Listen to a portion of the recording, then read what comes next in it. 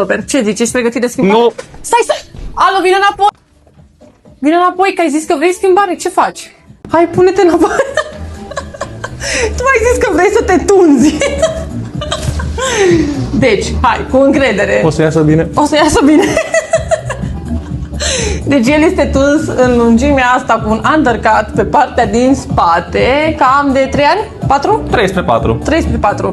Iar noi împreună, la programarea anterioară, am hotărât că trebuie să facem neapărat o schimbare, așa că revenim cu rezultatul final. Pregătit?